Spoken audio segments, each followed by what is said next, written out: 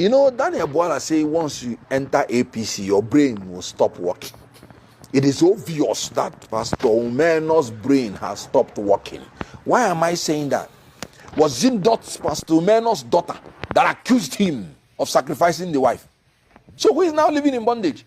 The truth is that Pastor Umeno now is now the real Andy Okeke in real life. Because he's been accused by his own daughter, not me, that he used his wife for sacrifice. That was what Andy Okeke did. Have you heard me?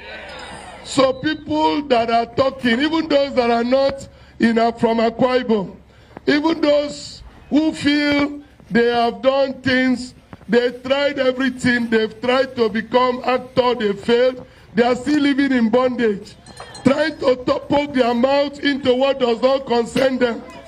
Tell them that this is living reality. He should go to his state and fight. He's an attempted politician. He tried in Labour Party, he ran away. He tried acting, he was living in bondage. He's an attempted lawyer. He has never moved one motion before. So such people, don't listen to them. This is within